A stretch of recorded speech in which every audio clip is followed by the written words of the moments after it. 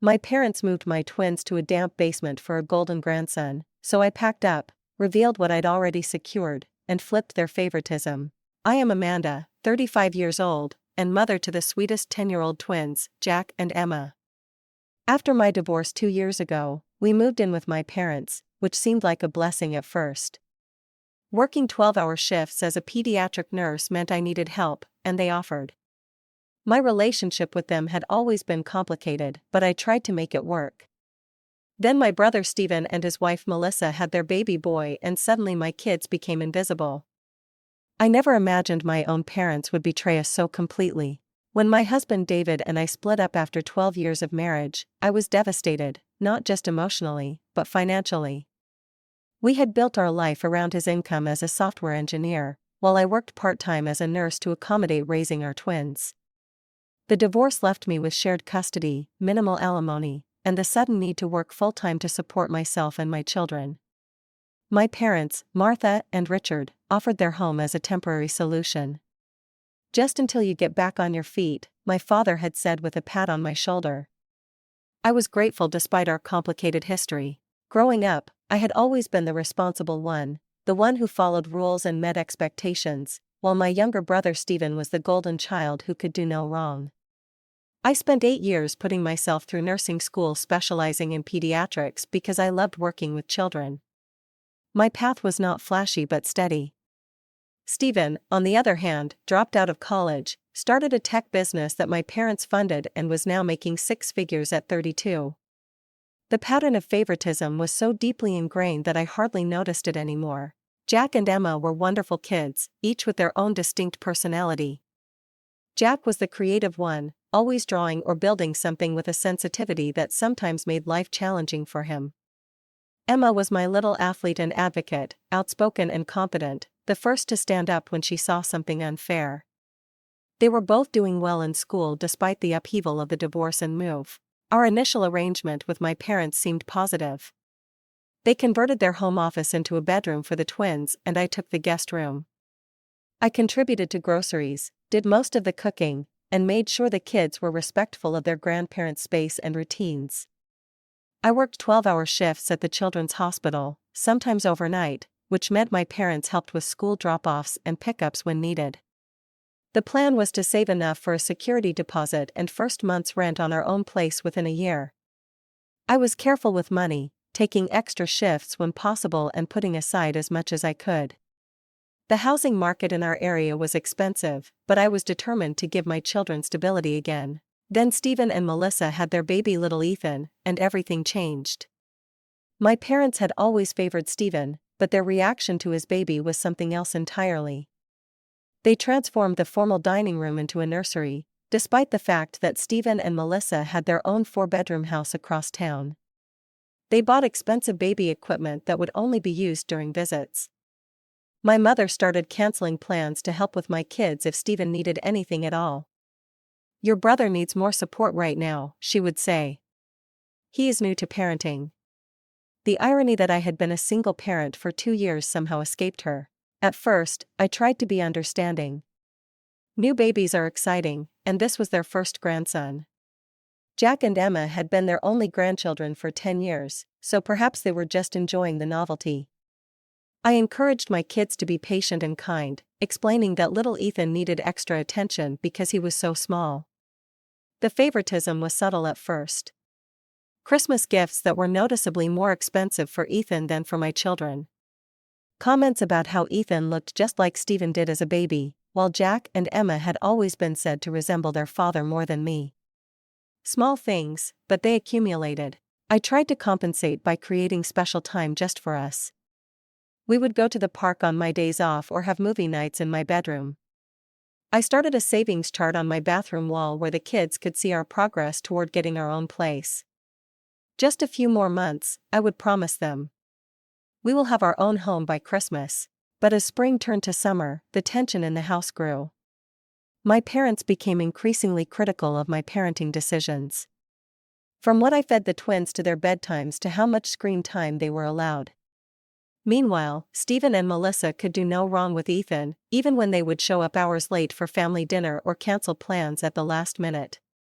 I was walking a tightrope trying to shield my children from the reality that their grandparents were treating them differently while also trying to maintain a peaceful household. I needed my parents' help. After all, I could not afford child care on top of saving for our move. By the end of summer, my savings account was growing steadily. I had calculated that by November, I would have enough for a modest 2-bedroom apartment. Just 3 more months of patience, I told myself. 3 more months of biting my tongue and reminding my children that we were guests in their grandparents' home. 3 more months of watching my parents dote on Ethan while barely acknowledging Jack and Emma's achievements. I had no idea how much worse things would get before those 3 months were up. The situation escalated dramatically in September when Stephen called a family meeting. He and Melissa sat at my parents' kitchen table with baby Ethan, dressed in an outfit that probably cost more than my entire weekly grocery budget.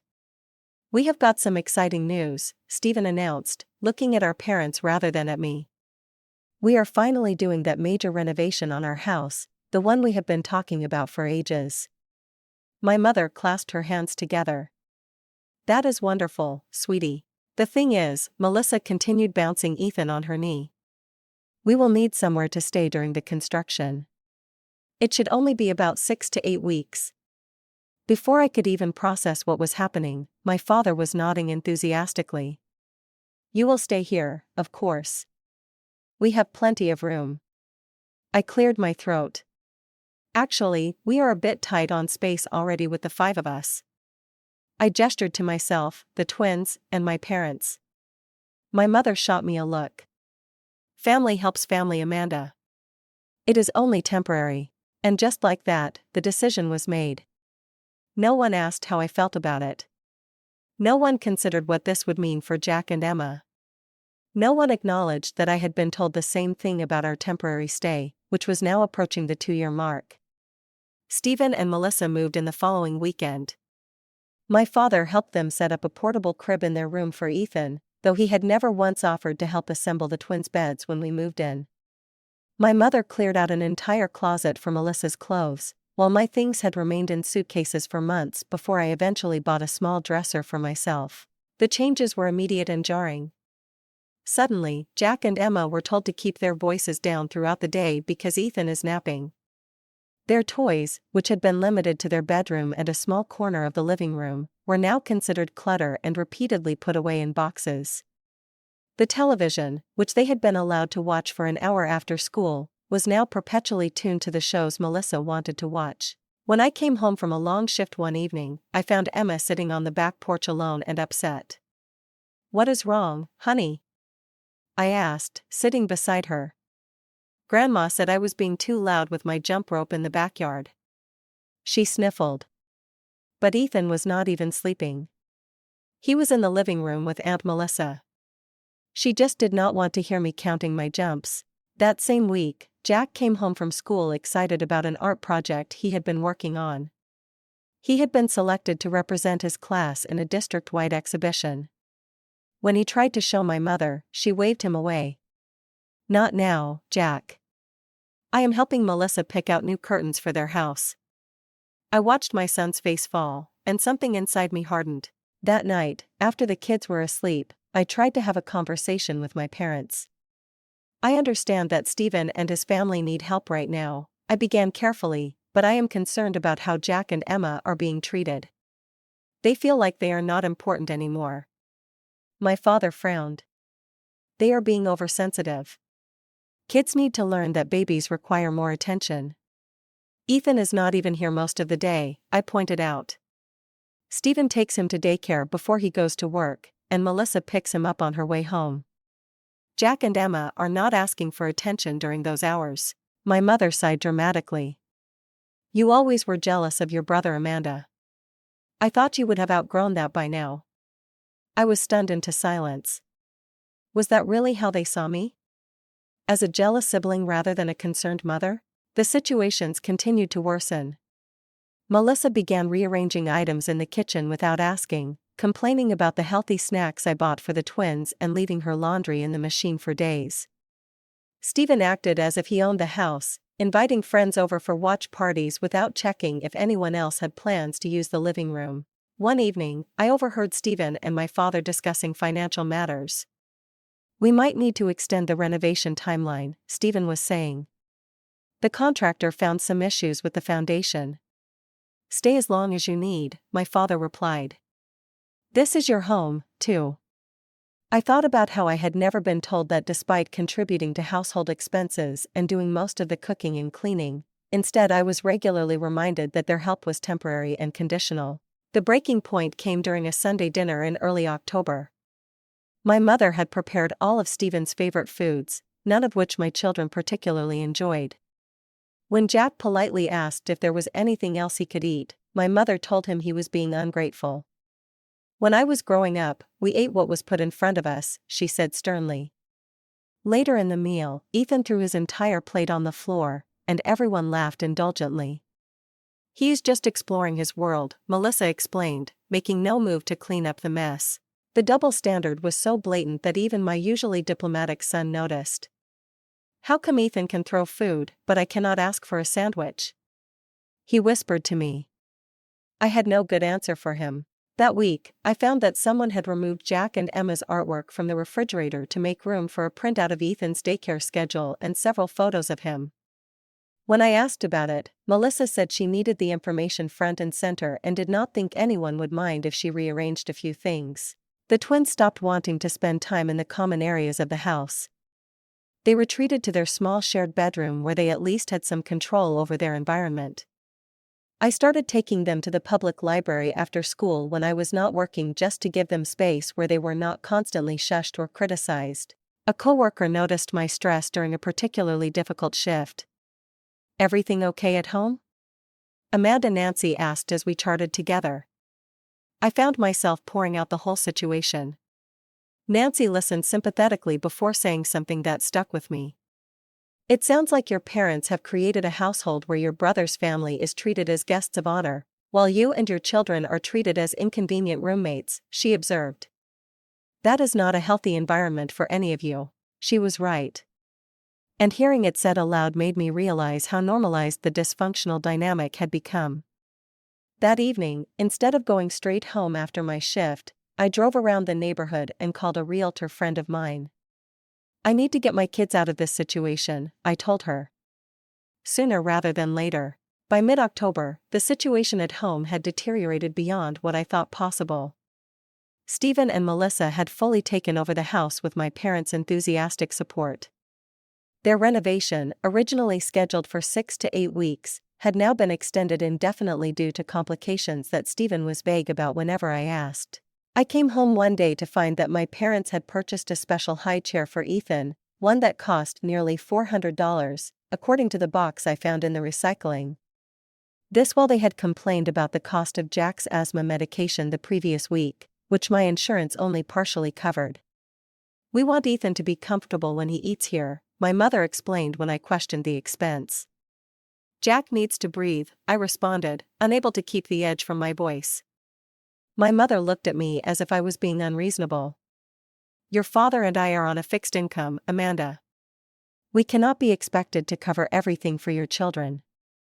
The fact that I paid for all of my children's expenses, plus contributed to the household bills, apparently did not register with her. Neither did the fact that Stephen and Melissa, both high earners, contributed nothing toward household expenses during their stay. The next incident occurred when Emma was practicing her clarinet for band class. She had been playing for less than 15 minutes when Melissa stormed in. "Can you not do that right now? Ethan is trying to nap and I have an important call in 10 minutes. Emma apologized and put her instrument away, but later told me tearfully that she had been practicing at the exact time her band teacher had scheduled for their virtual practice session. She had now missed it and would be unprepared for her upcoming evaluation. I tried to speak with Melissa about it, suggesting that we could work out a schedule that accommodated everyone's needs. "My work calls and Ethan's sleep schedule have to take priority," she responded dismissively. "Emma can practice her little hobby anytime." I bit my tongue to avoid saying something I would regret. Emma's little hobby was something she was passionate about, and her band teacher had noted she had real talent. But in this household, anything my children did was considered less important than the most trivial needs of Stephen's family. Jack was struggling too. His teacher emailed me concerned about his withdrawal in class and declining grades. My sociable, enthusiastic son had become quiet and anxious. When I asked him about it, he admitted he was having trouble sleeping because he was worried about doing anything wrong at home. Grandma and Grandpa get mad at us for everything, he explained, but they never get mad at Ethan or Uncle Stephen or Aunt Melissa. I took on extra shifts at the hospital, partly to earn more money for our escape and partly to avoid the tension at home. My parents interpreted this as me shirking family responsibilities, while Stephen and Melissa seemed glad to have me out of the way. The situation came to a head during a family dinner in late October. My parents had invited several extended family members over, including my Aunt Susan, who had always been kind to me and my children. During the meal, my mother launched into an extended monologue about how gifted Ethan was, how at just 9 months, he was clearly advanced for his age. "He is trying to stand already," she boasted. Stephen was an early walker, too. "Some children just have that natural athletic ability." She then turned to Jack and added, "It is too bad you did not get that from your father's side. David was always athletic, was not he?" I saw Jack's face crumple before he carefully composed himself. The implication was clear. Any positive traits my children possessed came from their father or were despite my influence, while Ethan's gifts were clearly inherited from the superior genetic line of my brother. Aunt Susan caught my eye across the table, her expression concerned. After dinner, she pulled me aside. "How long has it been like this?" she asked quietly. "It has always been this way to some degree," I admitted. "But it has gotten much worse since Stephen's family moved in." "This is not healthy for your children, Amanda," she said, echoing what Nancy from work had told me. "They deserve better than to be treated as second-class members of their own family." I nodded, tears threatening. "I am working on it," I assured her. "I have a plan." And I did. In the week since my conversation with Nancy, I had been meeting with my realtor friend during my lunch breaks. We had looked at several rental properties, and I had found a small 3-bedroom house just 10 minutes from the hospital and in the same school district as the twins currently attended. The rent was at the upper limit of what I could afford, but I had been approved based on my steady employment history and excellent credit score. I had signed the lease the previous week, but told no one, not even Jack and Emma. I did not want to get their hopes up until everything was finalized. The house would be available for move-in on November 1st, just a week away. I had been secretly ordering essential furniture to be delivered on that date and had set up utilities in my name. My aunt squeezed my hand. "Let me know if you need anything," she said. I have been concerned about this situation for some time. Her support meant more than she knew. I had begun to question my own perceptions, wondering if I was being oversensitive or jealous as my parents suggested. Having outside confirmation that the situation was as bad as I thought it was, gave me the final push of confidence I needed. The next morning, I overheard Stephen and my father discussing more permanent arrangements. "The contractor says it could be another 3 months, Stephen was saying. "And honestly, with the baby, it might make more sense to just stay through the holidays." "You know, you are always welcome," my father replied warmly. "This is your home." I wondered if either of them remembered that I had been told my stay was temporary, that I was expected to find my own place as quickly as possible. The double standard was so glaring, it would have been laughable if it was not breaking my children's hearts. That evening, I took the twins out for ice cream after dinner, something we rarely did on weeknights. I wanted some time alone with them, away from the tense atmosphere of the house. "I need you both to know something important," I told them as they enjoyed their treats.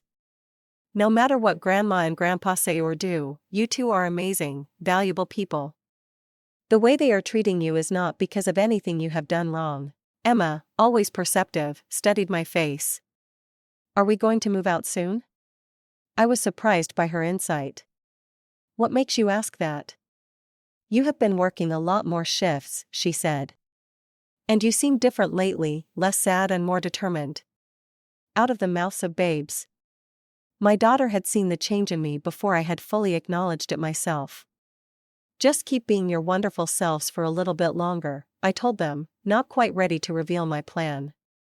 "Can you do that for me?" They both nodded, and I saw a flicker of hope in their eyes that had been missing for too long. When we returned home, Melissa was complaining loudly about the twins' backpacks being in the hallway, despite the fact that Ethan's stroller, diaper bag, and various toys were scattered throughout the common areas of the house. Children need to learn to pick up after themselves. She lectured me as if she was the parenting expert and I was a novice.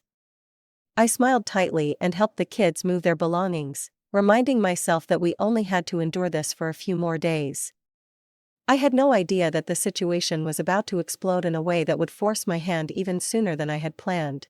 The following Tuesday, I was scheduled for a 12-hour shift at the hospital. It was a particularly busy day in the pediatric ward with 3 new admissions and a staff shortage that had me covering more patients than usual. I barely had time to check my phone during my short lunch break, but when I did, I saw several missed texts from both Jack and Emma. From Jack: "Mom, something weird is happening. Grandpa and Uncle Steven are moving our stuff from Emma. Grandma says, we have to move to the basement. This is not fair." From Jack: "Mom, please come home. They took all our things downstairs." From Emma: "I hate it here. The basement is cold and gross and there are spiders." My heart pounded as I quickly called home. No answer. I tried both children's phones. No answer. Finally, I texted Emma: "I will be home as soon as I can. Stay calm. I love you both." I spoke with my supervisor explaining the family emergency. She was understanding and arranged coverage for my remaining 4 hours. Even so, it took me another hour to hand off my patients and complete critical documentation before I could leave. The drive home was the longest 20 minutes of my life. My mind raced with possibilities, none of them good. Had my parents really moved my children to the basement, the unfinished, poorly insulated basement that had occasional water seepage when it rained heavily? When I pulled into the driveway, I took a deep breath, trying to calm myself before going inside. I needed to assess the situation clearly before reacting. The scene that greeted me inside the house confirmed my worst fears. Jack and Emma sat huddled together on the living room couch, both with red-rimmed eyes.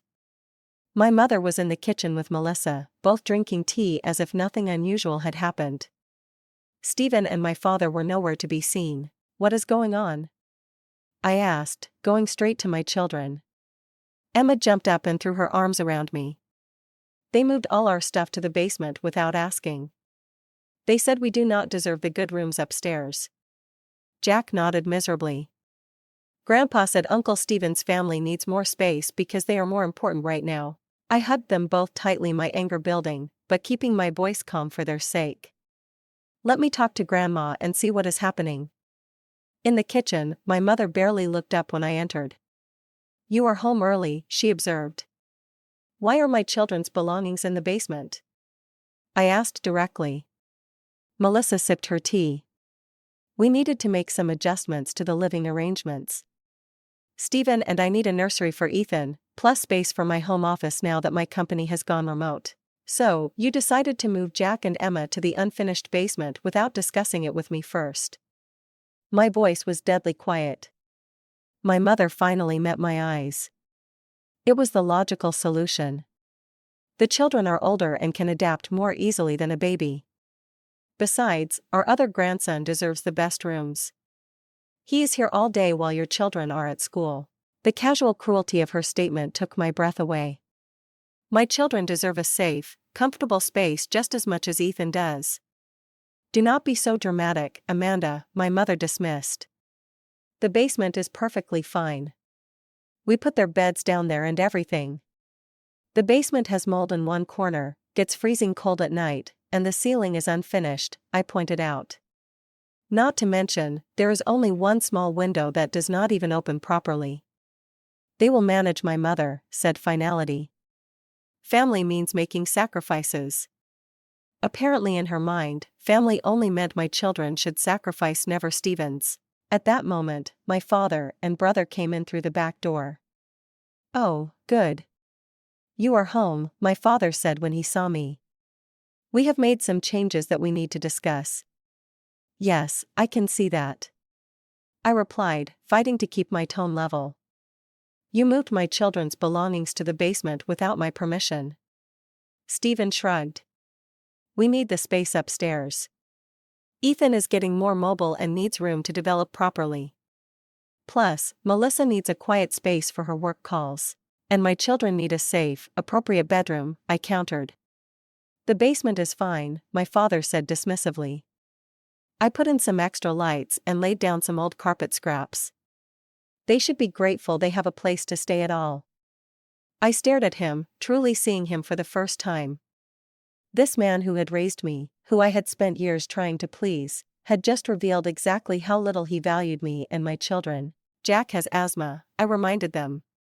The basement is damp and has visible mold. It could trigger a serious attack. You are overreacting as usual, Stephen said with an eye roll. Kids are resilient. Melissa and I grew up in much worse conditions. Did not we, honey? Melissa nodded in agreement, though I happened to know she had grown up in a 5-bedroom house in an affluent suburb. I looked around at the 4 adults who had made this decision.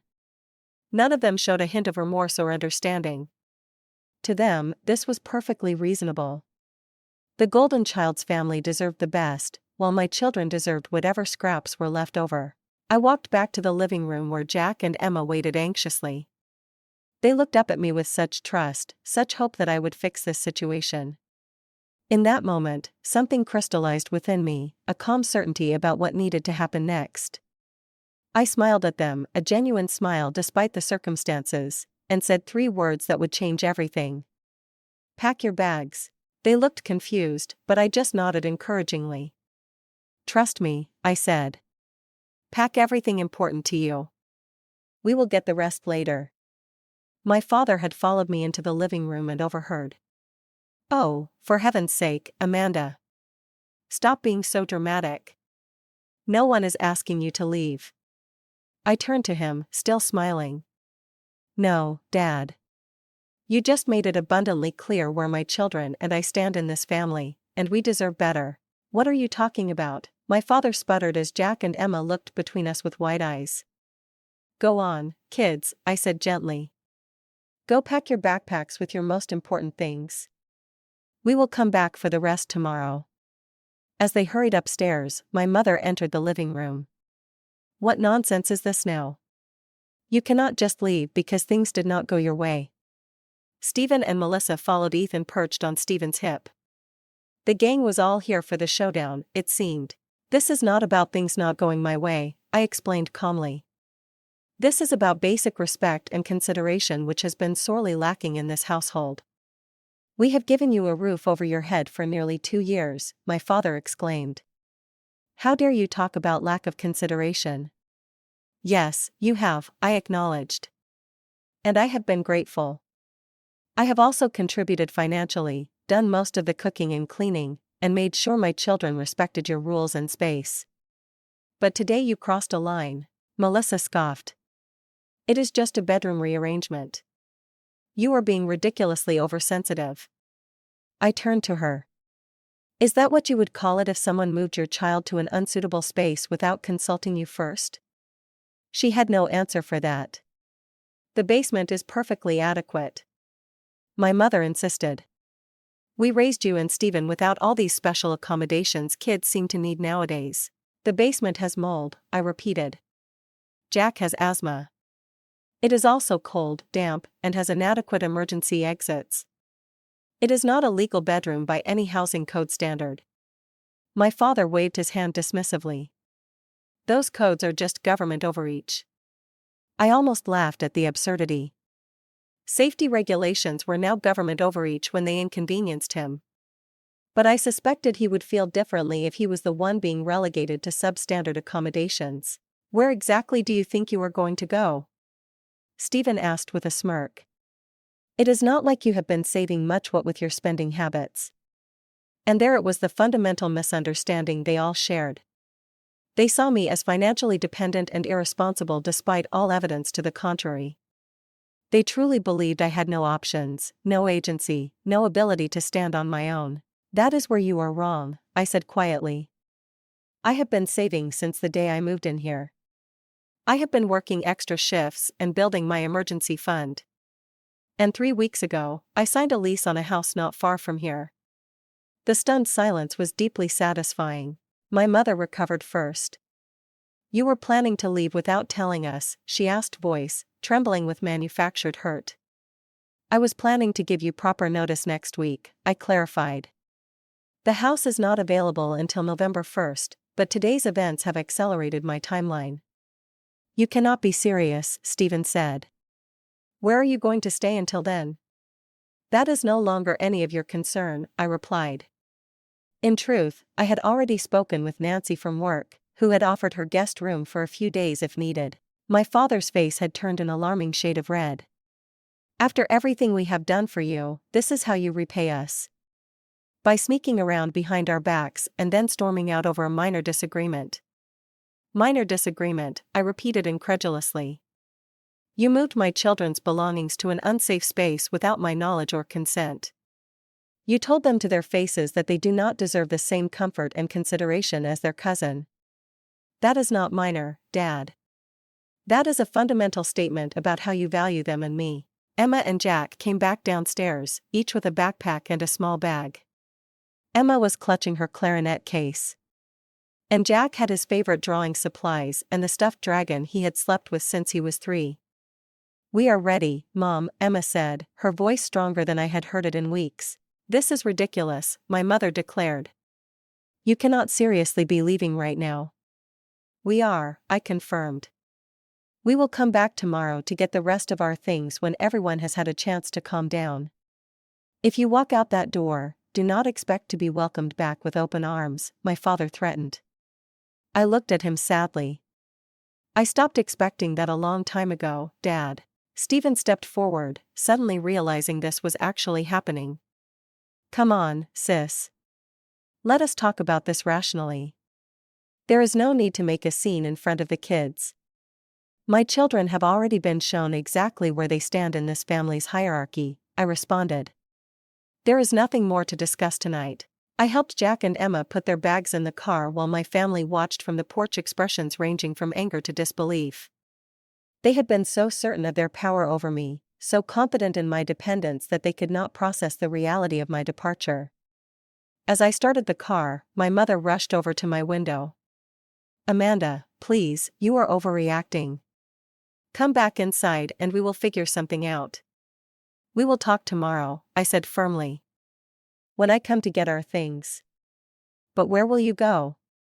She asked, genuine concern finally breaking through her indignation. Somewhere where my children are valued, I answered simply and drove away. In the rearview mirror, I could see Jack and Emma looking back at the house that had been our home for nearly 2 years. Not with sadness, I realized, but with relief. Are we really moving to our own house? Jack asked cautiously. Almost? I told him. We have a house waiting for us, but we cannot move in until next week. Tonight, we are going to stay with my friend Nancy from work. Is it because of what Grandpa and Grandma did? Emma asked. I chose my words carefully. It is because we deserve to live somewhere where everyone is treated with respect and kindness. I have been planning for us to move out for a while now. But yes, what happened today made me realize we needed to leave sooner. I did not like how they talked about us, Jack said quietly. Like we were not important. My heart broke a little at his words. You are both incredibly important, I assured them. And anyone who cannot see that does not deserve to have you in their lives. When we arrived at Nancy's house, she welcomed us warmly, having already prepared her guest room with an air mattress for the kids alongside the queen bed I would use. She had even bought ice cream and rented a movie for us to watch together. As the twins settled in picking at their ice cream with subdued enthusiasm, Nancy pulled me aside. I am proud of you, she said simply. It takes courage to set boundaries with family. I just wish I had done it sooner, I admitted, before they hurt my kids like this. You are doing it now, she pointed out. And that is what matters. That night, as Jack and Emma slept beside me in the unfamiliar room, I felt a strange mixture of emotions, sadness for what should have been anger, at how we had been treated, anxiety about the future, but underneath it all, a powerful sense of peace.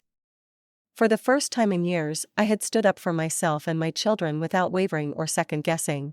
Tomorrow would bring new challenges: retrieving our belongings, weathering the inevitable emotional manipulation, finalizing arrangements for our new home.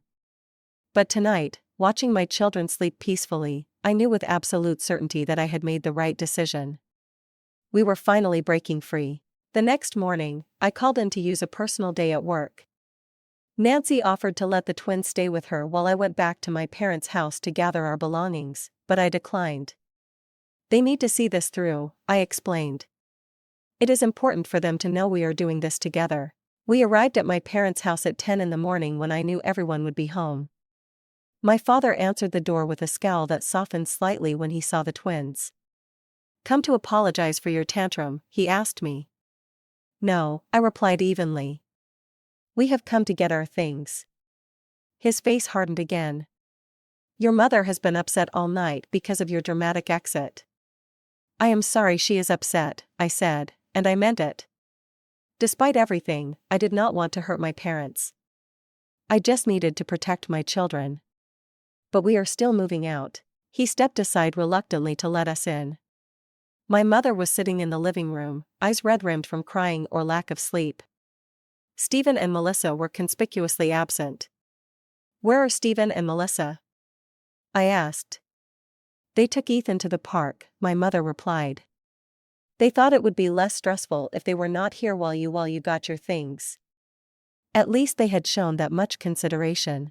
"Jack, Emma, go pack up your room," I instructed. "Remember what we talked about in the car. Just pack what you need and love. We can replace the rest." As they headed upstairs, my mother turned to me. "I cannot believe you are doing this to us." "I am not doing anything to you," I corrected her. "I am doing something for my children and myself. We have given you everything." She insisted a place to stay when you had nowhere to go, help with the children, emotional support during your divorce. "And I have been grateful," I acknowledged. "But that does not mean my children should be treated as less valuable than Ethan." "We never said that," she protested. "You did not have to say it. Your actions made it perfectly clear." My father joined us, pacing the room. "This is about Stephen, is not it? You have always been jealous of him." I shook my head. "This is not about Stephen. This is about Jack and Emma being moved to an unsafe basement without my knowledge or consent. This is about you explicitly stating that Ethan deserves the better rooms simply because he is Stephen's son." "You are twisting our words," my mother accused. "Am I? You said, and I quote, 'Our other grandson deserves the best rooms.' What exactly did you mean by that? If not that my children deserve less?" She had no answer. I went upstairs to help the twins pack their belongings. Most of their clothes fit into 2 large suitcases I had brought. Jack carefully wrapped his favorite books and the science kit he had received for his birthday. Emma packed her sports equipment and the jewelry box her father had given her last Christmas. When we came back downstairs with the first load, my father was waiting by the door. "Where exactly are you going?" he demanded. "This mysterious house you claim to have rented." "We are staying with a friend until our house is ready next week," I explained, though I did not owe him this information. "And how exactly do you plan to afford rent on your nurse's salary?" he asked skeptically. The condescension in his tone made something snap inside me. I put down the bags I was carrying and faced him directly. "Dad, I make $65,000 a year as a pediatric nurse. I have excellent credit, minimal debt, and I have been saving systematically for nearly 2 years. I am fully capable of providing for my family without your help." He looked genuinely surprised. It occurred to me that he had no idea what I earned or how I managed my finances. He had simply assumed I was struggling financially because that fit his narrative about me. "The rental market is extremely tight right now," my mother interjected. "How did you even find a place?" "I have been looking for months," I said. "I have friends and connections. Just because I did not tell you about my plans does not mean I did not have them." We made several trips to load everything into my car. My parents watched silently, the reality of our departure finally sinking in. When we had packed everything we wanted to take, I did one final walkthrough to make sure we had not forgotten anything important. In the kitchen, I found my mother making coffee, her movements mechanical. "We are heading out now," I told her. She turned to me, eyes welling with tears. "I do not understand why you are doing this." "We are family." "Yes, we are," I agreed. "And that is why this hurts so much. Family should make each other feel valued and respected. Jack and Emma have not felt that here for a long time." "That is not true," she protested weakly. "Mom, yesterday you told them they did not deserve the same quality of accommodations as their cousin. How do you think that made them feel?" She looked away. "We did not mean it like that. How else could you have meant it?" She had no answer. As we prepared to leave, my father made one last attempt. "This is a mistake, Amanda. You are letting your pride get in the way of what is best for your children." "No, Dad. For the first time in a long time, I am putting what is best for my children ahead of everything else, including your approval." Jack and Emma said stilted goodbyes to their grandparents. I could see they were conflicted, having been taught to respect and love these people who had hurt them so casually. As we drove away, Emma asked, "Will we ever see Grandma and Grandpa again?" "Yes," I assured her. "But things will be different. We will visit on our terms when we are treated with respect." The next few days at Nancy's house were peaceful. The twins seemed lighter, joking and playing in ways I had not seen in months. I took a day off to finalize details for our new home, meeting with the landlord to get the keys early so we could move in our belongings before the official lease start date. The house was small but perfect for us. 3 bedrooms, a tiny backyard, and a kitchen with lots of natural light. It was within our school district, so the twins would not have to change schools, and close enough to the hospital that my commute would actually be shorter than from my parents' house. On Friday, we moved in our belongings. Nancy and several other coworkers came to help, turning what could have been a stressful day into something that felt like a celebration. By evening, the beds were set up, the kitchen was functional, and the living room had enough furniture for us to sit comfortably. That night, after we had ordered pizza, and the twins had gone to bed in their own rooms for the first time in nearly 2 years, I sat alone in my new living room and finally let myself cry. Not from sadness, though there was some of that, but from relief and a bittersweet sense of accomplishment. My phone had been buzzing with messages from my parents all day, ranging from angry accusations to tearful pleas to come home.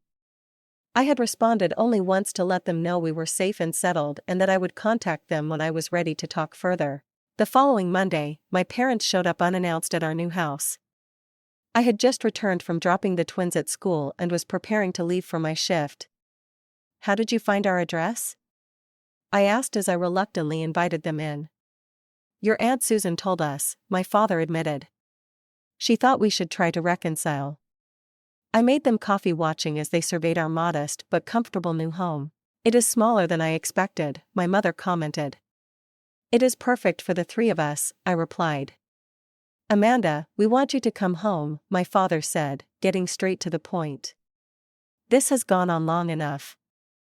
"This is our home now," I said firmly. "But the children need their grandparents," my mother insisted. "And their uncle and cousin. What they need is to be treated with respect and love," I countered. "When you can provide that consistently, you are welcome to be part of their lives." "We have always loved them," my mother protested. "Love is not just a feeling, Mom. It is how you treat people. It is the choices you make that show what you truly value." They stayed for nearly an hour, cycling through guilt trips, appeals to family unity, and finally grudging acknowledgement that perhaps they had been insensitive. "We did not realize how it looked from your perspective," my father conceded. "We just thought we were helping Stephen and Melissa through a difficult time." "And I understand that," I said. "But you helped them at the expense of my children's well-being and safety. That is something I cannot overlook." When they left, we had reached a tentative understanding they would respect our new living situation, and we would visit for Sunday dinner in 2 weeks. It was a small step, but it was something. Over the next several weeks, news of our departure spread through the extended family. Most were supportive, having witnessed the favoritism firsthand at various family gatherings. Aunt Susan, in particular, became a regular visitor, bringing homemade cookies and genuine interest in the twins' lives.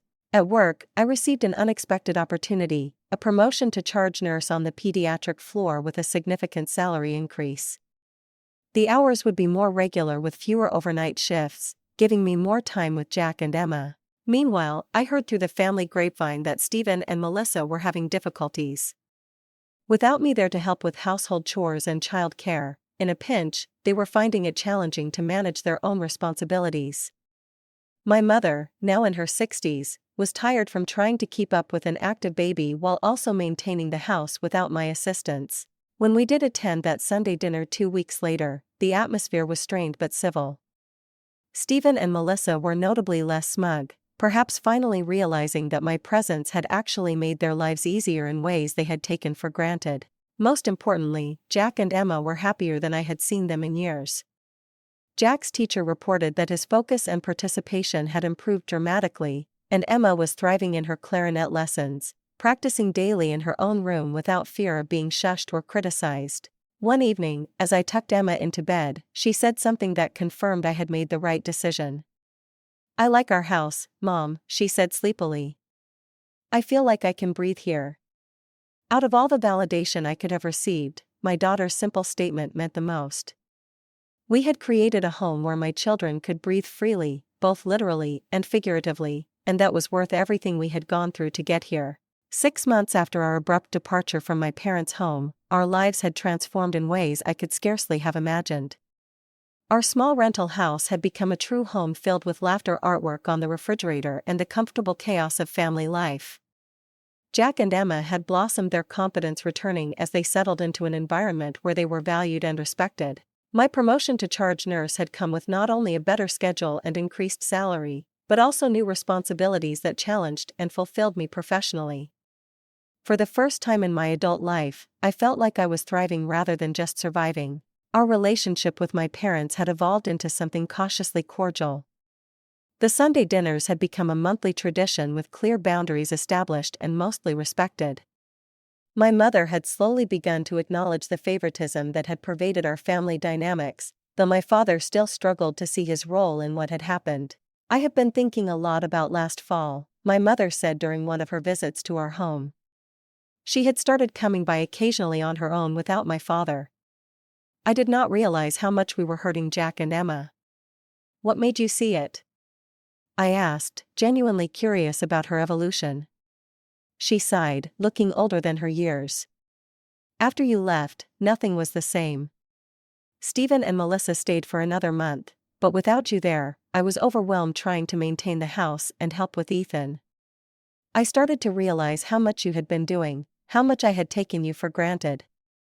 It was the closest thing to an apology I had received, and I accepted it as such.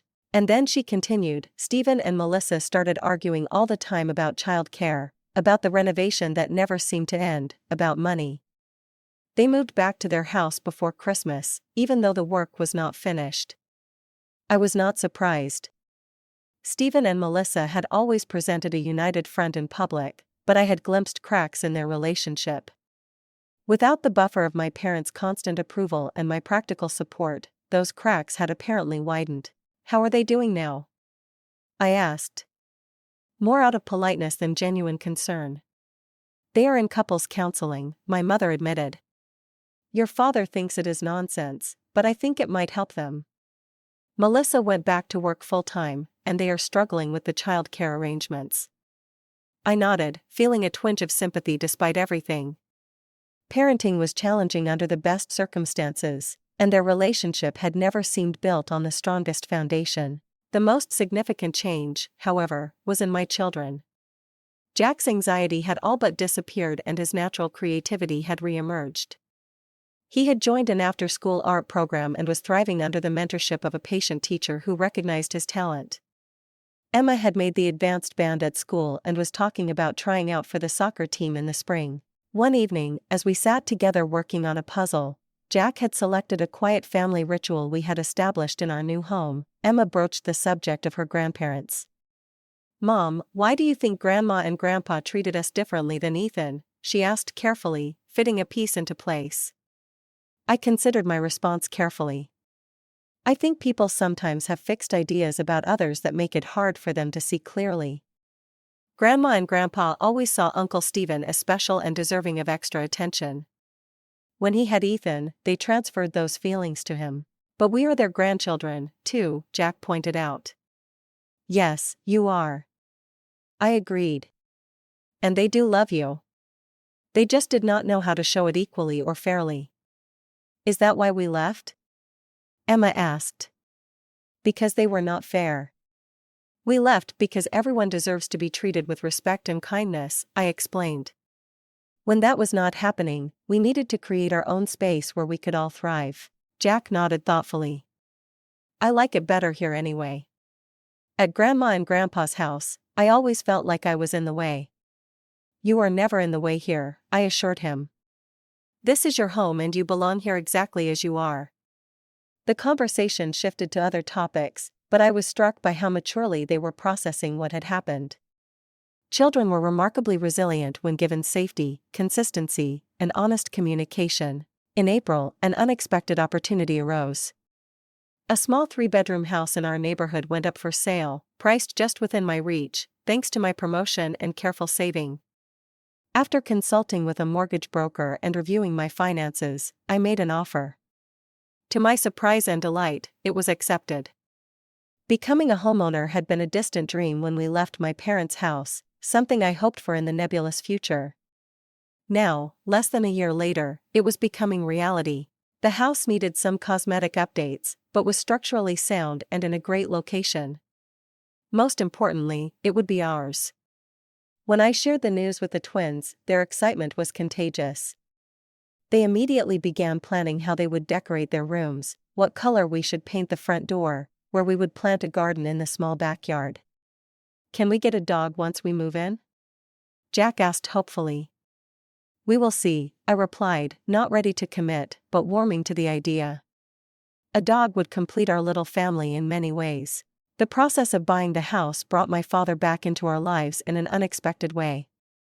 Despite our still strained relationship, he had experience with home buying and offered to look over the inspection report with me. The roof has at least 5 years left, he said as we sat at my kitchen table reviewing the documents. But you will want to budget for replacing the water heater sooner rather than later. His practical advice was helpful, and I appreciated that he was making an effort to support me without controlling or criticizing my decisions. It was a small but significant shift in our dynamic. I am proud of you, Amanda, he said unexpectedly as he was leaving. Buying a house on your own is no small accomplishment. The words I had longed to hear for most of my life caught me off guard. Thank you, Dad, I managed to reply. I know I have not always been fair, he continued haltingly. Your mother and I have been talking a lot about how we handled things. I cannot change the past, but I would like to do better going forward. It was not a full apology, but coming from my proud, stubborn father, it was monumental. I would like that, too, I told him. Honestly, the day we closed on the house, Jack and Emma were in school. I signed the papers alone, but took a photo of the keys to show them when they got home. As I stood in the empty living room of our new house, my house, I felt a surge of emotion so powerful it brought tears to my eyes. 2 years ago, I had been a newly divorced mother, uncertain about my future and dependent on my parents' conditional support. Now, I was a homeowner advancing in my career and most importantly, providing my children with the stable, loving home they deserved. The journey had been painful at times, forcing me to confront hard truths about my family and myself. I had to learn that setting boundaries was not selfish but necessary, that standing up for my children meant sometimes walking away from toxic situations, and that my worth was not determined by others' perceptions. We moved into our new home on a sunny Saturday in May with help from friends, colleagues, and yes, even my parents. The atmosphere was celebratory as we arranged furniture, unpacked boxes, and ordered pizza for everyone who had helped. By evening, when only my parents remained, we sat together on my new back porch, watching Jack and Emma explore the yard. This is a good home, my mother said quietly. You have done well, Amanda. Thank you, I replied, accepting the compliment without qualification or doubt. As the sun set on our first day in our new home, I reflected on the journey that had brought us here, the pain of that October day, when my children had been deemed less worthy than their cousin had transformed into the catalyst for positive change. Sometimes the greatest betrayals lead to the most necessary departures. What had seemed like an ending, the day we packed our bags and left my parents' house, had actually been a beginning of self-respect, of true independence, of showing my children what it meant to stand up for yourself and for those you love. Family, I had learned, was not just about blood or obligation. It was about mutual respect, consistent kindness, and the choice to value each person for who they truly were. My children and I had created our own family unit, strong and supportive, and we had opened our circle to include those who treated us with the dignity we deserved. As I tucked the twins into bed that night in their very own rooms, in our very own house, I felt a deep sense of peace. We had come through the storm and found ourselves on solid ground at last.